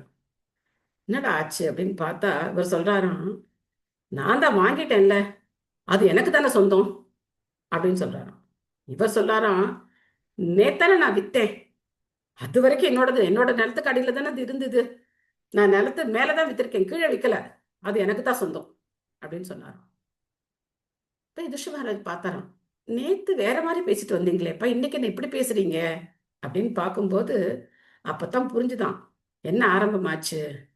கலி ஆரம்பமாயிடுச்சு. கலி ஆரம்பிச்ச உடனே மனிதர்களுடைய சுபாவம் எப்படி மாறி போச்சு, அதான் இந்த பொருளுரையெல்லாம் நம்ம பார்க்கணும். இந்த பதங்கள் எல்லாம் அதைத்தான் காட்டுது. கலியுடைய ஆரம்ப நிலையிலேயே இருக்கிற மனிதர்களுடைய சுபாவம் எப்படி மாறி போச்சு. இப்ப நமக்கு ரொம்ப வசதியா இருக்கு இல்லையா, இது நம்ம பார்த்துட்டு இருக்கிற விஷயம்தான் இல்லையா. இப்ப யாருக்கு இதுல எந்த ஆச்சரியமும் இல்லை இல்லையா. எஸ் எஸ் இது எனக்கு தான் சொந்தம், எனக்கு தான் சொந்தம்னு சொல்லிக்கிறதுல எந்த ஆச்சரியம் நமக்கு இல்லை. ஆமாம்மா இது கரெக்டு தானே அப்படின்னு நம்ம நினைக்கிறோம். ஆனா முதல் நாள் இருந்த சூழ்நிலை எப்படி இருந்தது? நமக்கு ஆச்சரியமா இருந்தது. சான்ஸே கிடையாது, இப்படி யாரும் வந்து இந்த மாதிரி ஒரு வழக்கு எங்க வரும் அப்படின்னு பார்த்தோம். ஸோ அதனால கலியுகத்தினுடைய அந்த பிரபாவம் போக போக போக மனிதர்களுடைய மனநிலை எவ்வளவு மாறும் அப்படிங்கிறத நம்ம 12வது காண்டத்துல பார்க்கலாம். எப்படி எப்படி இருக்க போறாங்க அப்படிங்கிறத பார்க்கலாம். ஸோ அடுத்து வரதெல்லாம் வந்து அந்த தீய சகுனங்கள் தான். யுதிஷ்டிர உவாச்ச சம்பிரேக்ஷிதோ துவாரகாயாம் ஜிஷ்ணுர். கரெக்டு தானே இது? सम्प्रेक्षितो द्वारकायां जिष्णुर्बन्धु दिदृक्षया ज्ञातुं च पुण्यश्लोकस्य कृष्णस्य च विशेषितम्. யுதிஷ்டிர மகாராஜன் தன் இளைய சகோதரரான பீமசேனன் கூறினார், அர்ஜுனனை அவனது நண்பர்களை சந்திக்கவும் பகவான் ஸ்ரீ கிருஷ்ணரிடமிருந்து அவரது செயல் திட்டங்களை அறிந்து வரவும் நான் துவாரகைக்கு அனுப்பி வைத்தேன். பீமசேனன் சொல்றார். ஸோ நான் பகவானுடைய திட்டத்தை தெரிஞ்சுக்கிறதுக்காக அனுப்பி வச்சிருக்கேன். பட் இன்னும் காணுமே, ஏன்னா அர்ஜுனன் இல்லை, அதனால பீமன் கிட்டதெல்லாம் அப்போ டிஸ்கஸ் பண்றார். கதாக சப்தாதுனா மாசா பீமசேன தவானுஜக நாயாதி கஸ்ய வா ஹேதோர் நாகம் வேதேதம் அக்யசா. அவன் சென்று 7 மாதங்கள் ஆகியும் இன்னும் திரும்பவில்லை. அங்கு என்ன நடக்கிறது என்பது உண்மையாகவே எனக்கு புரியவில்லை. சப்தாதுனா மாசா, சப்தா 7 இல்லையா? சப்தமி அப்படின்னு சொல்றோம், ரத்த சப்தமி அப்படின்னு சொன்னோம், 7வது நாள். அப்போ 7 மாசம் ஆச்சு, இன்னும் திரும்பி வரலையே அப்படின்னு சொல்லி யுதிஷ்டிர மகாராஜன் பீமன்ட்ட சொல்றார். அப்பி தேவர்ஷ்ணாதிஷ்ட சகாலோயம் உபஸ்திதः யதாத்மனோங்கம் ஆக்ரீடம் பகவான் உத்சிஷுஷதி. தேவரிஷி நாரத சுட்டி காட்டியதை போல அவரது மண்ணுலக லீலைகளை அவர் முடித்துக் கொள்ளப் போகிறாரா? அந்த நேரம் வந்து விட்டதா அப்படின்னு கேட்கிறார். என்ன ஆச்சு? அவர் முடிச்சுக்க போறாரா? என்ன செய்ய போறார் அப்படின்னு சொல்லி கேட்கிறார்.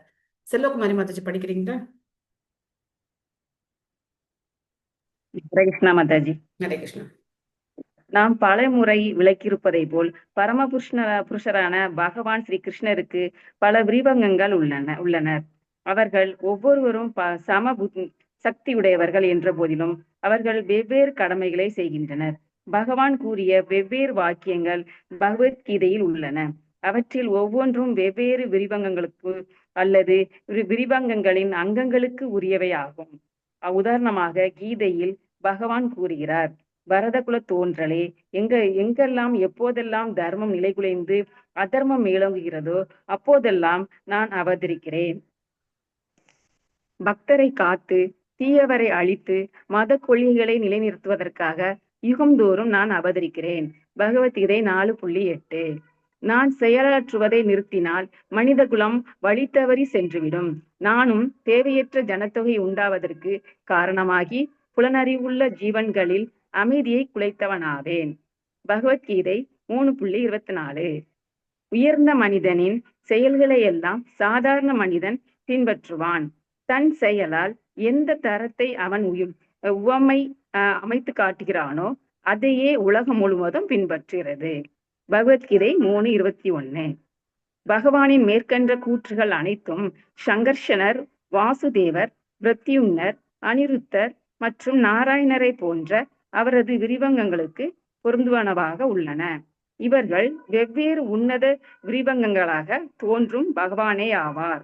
இருப்பினும் ஸ்ரீகிருஷ்ணராக பகவான் வெவ்வேறு நிலைகளில் உள்ள பக்தர்களுடன் வேறுபட்ட முறைகளில் உன்னதமான அன்பு பரிமாற்றம் கொள்கிறார். பகவான் ஸ்ரீ கிருஷ்ணர் பிரம்மாவின் 24 மணி நேரத்திற்கு அல்லது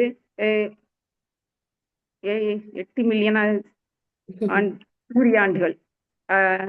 சூரியாண்டுகளுக்கு 24 மணி நேரத்திற்கு ஒரு முறை ஒவ்வொரு பிரபஞ்சத்திலும் தமது சுயரூபத்தில் தோன்றுகிறார். மேலும் அவரது உன்னத லீலைகள் ஒவ்வொரு பிரபஞ்சத்திலும் குறித்த காலத்தில் வெளிப்படுத்தப்படுகிறது. ஆனால் இக்குறிப்பிட்ட காலங்களில் தோன்றும் பகவான் கிருஷ்ணர், பகவான் வாசுதேவர் முதலானவர்களின் செயல்கள் பாமர மனிதனுக்கு புரியாத புதிராக உள்ளன. பகவானின் ஆத்மாவுக்கும் உன்னதமான அவரது உடலுக்கும் எந்த வேறுபாடும் இல்லை. அவரது விரிவங்கங்கள் வேறுபட்ட செயல்களை செய்கின்றனர். ஆனால் பகவான் ஸ்ரீ கிருஷ்ணராக அவரது சுயரூபத்தில் தோன்றும் பொழுது அவரது மற்ற விரிவங்கங்களும் அவருக்குள் இணைந்து தோன்றுகின்றன. இது நினைத்ததற்கரிய அவரது யோக மாயையினால் நிகழ்வதாகும். எனவே விருந்தாவன கிருஷ்ணர், மதுராபுரி கிருஷ்ணர் அல்லது துவாரகாபுரி கிருஷ்ணரிலிருந்து வேறுபட்டவர் ஆவார். குருட்சேத்திர போர்க்களத்தில் காண்பிக்கப்பட்ட விஸ்வரூபம் அவரது உருவத்தின் பௌதீக தோற்றமாகும். எனவே பகவான் ஸ்ரீ கிருஷ்ணர் வேடனின் அம்பால் கொல்லப்பட்டது போல் காணப்படுவது பகவான் பெயரளவேயான அல்லது அவரது ஜட உடலை பௌதீக உலகிலேயே விட்டு சென்றார் என்பதை குறிக்கிறது. விராட் ரூபம் கைவல்யமான பகவானுக்கு ஜடம், ஆன்மீகம் ஆகிய இரண்டுக்கும் இடையில் வேறுபாடில்லை. ஏனெனில் அனைத்தும் அவரிடமிருந்தே படைக்கப்படுகின்றன. எனவே ஒருவித உடலை அவர் விடுவது அல்லது மற்றொரு உடலை அவர் ஏற்பது என்பது பகவான் சாதாரண ஜீவராசியை போன்றவர் என்பதை குறிப்பதாகாது. பகவானின் நினைத்ததற்கரிய ஆற்றலினால் இத்தகைய செயல்கள் எல்லாம் ஒரே சமயத்தில் ஒன்றாகவும் வேறாகவும் உள்ளன. யுதிஷ்டிர மகாராஜன் பகவானின் மறைவை எண்ணி துக்கப்பட்டார். இது மிக சிறந்த நண்பரின் மறைவை எண்ணி துக்கப்படும் வழக்கத்திற்கு ஒப்பானதாகும். ஆனால் அறிவற்றவர்கள் தப்பாக எண்ணுவதை போல் பகவான் அவரது உன்னதமான உடலை ஒருபோதும் கைவிடுவதில்லை என்பதுதான் உண்மை. இத்தகைய அறிவிலிகளை ஸ்ரீ கீதையில் பகவான் மூடர்கள் என்று கண்டிக்கிறார். பகவான் அவரது விராட் ரூபத்தை ஜட உலகிலேயே விட்டு சென்றார். அதை போலவே பகவான் அவரது உடலை விட்டார் என்பது அவரது உன்னதமான வசிப்பிடங்களில் அவரது விரிவங்கங்களை விட்டு செல்கிறார் என்பதை குறிப்பதாகும். ஹரே கிருஷ்ணா மாதாஜி. ஹரே கிருஷ்ணா. தேங்க்யூ மாதாஜி. இது ரொம்ப தத்துவார்த்தமான ஒரு பொருளுரை. இதை புரிஞ்சுக்கிறதுக்கு நமக்கு கொஞ்சம் நம்பிக்கை, பகவான் மேல அசைக்க முடியாத நம்பிக்கை, ஆச்சாரிய விசுவாசம் இதெல்லாம் இருந்தாதான் இந்த பொருளுரையை புரிஞ்சுக்க முடியும். இல்லைன்னா இந்த பொருட்களை புரிஞ்சுக்கிறது நமக்கு ரொம்ப ரொம்ப கஷ்டம். ஸோ பகவத்கீதையில பகவான் பல ஸ்லோகங்களை சொல்றார். எல்லா ஸ்லோகங்களும் கிருஷ்ணருக்கு பொருந்துறது கிடையாது. ஒரு உதாரணத்துக்கு சர்வ யோனிஷு கௌந்தேய மூர்த்தைய சம்பவந்தியா தாஷாம் பிரம்ம மகத்யோனி ரகம் பீஜ பிரதாபிதா அப்படின்னு சொல்றார். அந்த ஸ்லோகம் யாரை குறிக்கின்றா? சிவபெருமானை குறிக்குது. சிவபெருமான் தான் இந்த பௌதிக உலகத்து தாயும் தந்தையுமா இருக்காங்க. ஸோ பகவான் தான் நம்ம பார்த்தோம் இல்லையா? பல்வேறு அவதாரங்களை நம்ம பார்க்கும்போது முதல்ல என்ன அவதாரங்களை பார்த்தோம்? யாருக்கு ஞாபகம் இருக்கு? கொஞ்சம் கஷ்டமான கேள்விதான். ஃபர்ஸ்ட் சாப்டர்ல 6 கேள்விகள் பார்த்தோம் மாதாஜி. சங்கர்ஷ்ணர் 6 கேள்விகள் பார்த்தோம். ஓகே, அவதாரங்கள் கேட்குறோம். அவதாரம். சோ பகவான் தன்னை எப்படி பிரிச்சுக்கிட்டார்? முதல்ல புருஷ அவதாரங்கள்னு பார்த்தோம். புருஷ அவதாரங்கள் ஞாபகம் இருக்கா? யாரு 3 புருஷர்கள் ஞாபகம் இருக்கா? Karanodakashayi, very good. சாய் Vishnu, Garbhodakashayi Vishnu, Kshirodakashayi Vishnu. Very good. So இவங்க வந்து புருஷ அவதாரங்கள் அப்படின்னு பார்த்தோம். அப்புறம் குண அவதாரங்கள் பார்த்தோம். யாரு குண அவதாரங்கள்? பிரம்மா, சிவபெருமான், விஷ்ணு. Very good. பிரம்மா, சிவபெருமான், விஷ்ணு. 3 குணங்களுக்கு 3 குண அவதாரங்கள். பிரம்மா வந்து ரஜோகுணத்துக்கும், விஷ்ணு சத்துவகுணத்துக்கும், சிவபெருமான் தமோகுணத்துக்கும் அதிபதியா இருக்காங்க அப்படின்னு பார்த்தோம். ஆக பகவான் தான் பிரம்மாவும் இருக்கார், பகவான் தான் சிவபெருமானும் இருக்கார் அப்படின்னு பார்த்தோம். அந்த குணங்களுக்கு அதிபதியா இருந்து பகவான் இந்த பௌதிக உலகத்துல ஒவ்வொரு காரியம் பண்றார் அப்படின்னு பார்த்தோம். அந்த மாதிரி பகவத்கீதையில சொல்லப்பட்டிருக்கிற எல்லா ஸ்லோகங்களும் பகவான் ஸ்ரீ கிருஷ்ணர் டைரக்டா பண்ணக்கூடிய செயல்கள் கிடையாது. இதை ஈஸியா எப்படி புரிஞ்சுக்கலாம் அப்படின்னாக்க, உங்ககிட்ட ஒரு 2000 ரூபாய் நோட்டு இருக்குன்னு வச்சுக்கோங்க. 2000 ரூபாய்க்கு ஒரு நோட்டு, நீங்க முழு நோட்டா ஒரு 2000 ரூபாய் நோட்டு வச்சிருக்கீங்கன்னு வச்சுக்கோங்க. அந்த 2000 ரூபாய் நோட்டுக்குள்ள 1 ரூபாய் இருக்கா? இருக்கா? இருக்கு. 1999 ரூபாய் இருக்கா? இருக்கு. இருக்கு. 2000 ரூபாய் இருக்கா? இருக்கு. இருக்கு. சோ அந்த மாதிரி பகவான் ஸ்ரீ கிருஷ்ணரே வரும்போது அவருடைய எல்லா விரிவங்கங்களும் பூரணமா இருக்காங்க. இன்னும் ஈஸியா புரிஞ்சுக்கலாம். பௌர்ணமி இன்னைக்கு பௌர்ணமி நிலால எல்லா பிறைகளும் பௌர்ணமி நிலவுக்குள்ள இருக்காங்களா இல்லையா? முதல் நாள் 1ஆம் பிறை, 2ஆம் பிறை, 3ஆம் பிறை, 4ஆம், எல்லா பிறை நிலவுகளும் யாருக்குள்ள இருக்காங்க? அந்த பௌர்ணமி நிலவுக்குள்ள இருக்காங்களா இல்லையா? சோ அந்த மாதிரி பகவான் பூரண புருஷர். அவர் தன்னுடைய லீலைகளுக்காக பல்வேறு விதமான அவதாரங்களா தன்னை விரிச்சுக்கிறார். ஆனா பகவான் ஸ்ரீ கிருஷ்ணரே டைரக்டா வரும்போது எல்லாரும் அவர் கூட வர்றாங்க. அப்ப என்ன பண்றார்? எந்த செயல் செய்யறதுக்கு யார் அனுப்பணுமோ டைம் அவங்க போறாங்க, இவங்க போறாங்க, இவங்க போறாங்க. பட் அவர் பூர்ண புருஷராகவே இருக்கார். அதனால ஒவ்வொரு ஸ்லோகங்கள், சில ஸ்லோகங்கள் இப்போ பகவத்கீதையில முக்கியமா பகவானே சொல்லக்கூடிய ஸ்லோகங்கள்னு பார்த்தோம்னா சர்வதர்மான் பரித்தெஞ்ச மன்மனாபக மத்பக்தோ, இதெல்லாம் பகவான் ஸ்ரீ கிருஷ்ணரே சொல்ற மாதிரி நம்ம வந்து புரிஞ்சுக்கணும். ஆனா இந்த ஸ்லோகங்கள் பரத குலத்தோன்றலே யதா யதாஹி தர்மஸ்ய கிளானிர் பவதி பாரத அபியுத்தானாம தர்மஸ்ய ததாத்மானம் சிருஜாமியகம், அப்பெல்லாம் என்னது யுக அவதாரங்களை குறிக்கிறார். 6 விதமான அவதாரங்கள் நம்ம பார்த்தோம். குண அவதாரங்கள், புருஷ அவதாரம், குண அவதாரம், யுக அவதாரம், லீலா அவதாரம். எஸ், அப்புறம் மன்வந்தர அவதாரம், மன்வந்தர அவதாரம், சக்தி ஆவேசம், சக்தி சக்தி ஆவேசம். ஆவேச அவதாரம்.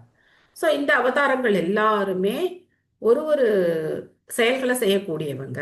ஸோ யுகந்தோறும் அவதரிக்கிறோன்னா யுகந்தோறும் பகவான் ஸ்ரீ கிருஷ்ணரே அவதரிக்கிறது கிடையாது இல்லையா? அந்த யுக அவதாரங்களா வரார். இப்போ இந்த யுகத்துக்கு யாரு அவதாரம்? நமக்கு இந்த யுக அவதாரம் யாரு? கிருஷ்ண சைத்தன்யம். சைத்தன்ய மகாபிரபு மாதாஜி. அவர் சாக்ஷாத் பகவான் கிருஷ்ணர். ஸ்ரீல பிரபுபாதா. பிரபுபாத சக்தி ஆவேச அவதாரம் சொல்லப்பட்ட ஜெயபதாக சுவாமியா மாதாஜி? இல்ல இல்ல இல்ல. வாமன தேவர் தான் யுக அவதாரம். வாமன தேவ். வாமன தேவர் தான் இந்த யுகத்துக்கான அவதாரம். ஸோ பகவான் வாமன தான் வந்தார் இல்லையா? அவர் வந்து நம்ம யுகத்துல அவதரிச்ச பகவான். ஸோ இந்த யுகம் அவருடைய யுகம் நடந்துகிட்டு இருக்கு. ஸோ அதனால வாமனர் நம்ம யுகத்துக்கான அவதாரம். ஸோ இந்த மாதிரி ஒவ்வொரு ஸ்லோகத்துல பகவான் சொல்லும் போது அது ஒவ்வொருத்தரை குறிக்குது. பகவத்கீதையை டீப்பா படிச்சோம் அப்படின்னா அதுக்குள்ள உள்ள, ஏன்னா நம்ம வந்து பகவத்கீதையை மேலெழுந்த வாரியா தான் பார்த்துருக்கோம். பகவத்கீதைக்குள்ள எத்தனையோ விஷயங்கள் இருக்கு. அதை நம்ம ஆழமா தெரிஞ்சுக்கிட்டோம் அப்படின்னாக்க இதெல்லாம் நமக்கு வந்து புரியும். ஸோ அது மாதிரி ஸ்ரீதோசாய் விஷ்ணு குறிக்கிறது சில ஸ்லோகங்கள். அதுக்கப்புறம் பிரபுபாத் இங்க சொல்ற சங்கர்ஷ்ணர், அவர் தான் வந்து நம்ம சொல்ற ஸ்ரீதோசாய் விஷ்ணு, வாசுதேவர், பிரத்யும்னர், அனிருத்தர் மற்றும் நாராயணர் போன்ற அவரது விரிவங்கங்களுக்கு பொருந்துவையாக உள்ளன அப்படின்னு சொல்றார். ஸோ அதனால பகவான் ஸ்ரீ கிருஷ்ணருடைய அந்த ரூபம் அப்படிங்கிறது முழுமையானது. நமக்கு இருக்கிற மாதிரி ஜடம் ஆன்மீகம் அப்படிங்கிற வேறுபாடுகள்லாம் பகவானுடைய ரூபத்துல கிடையாது.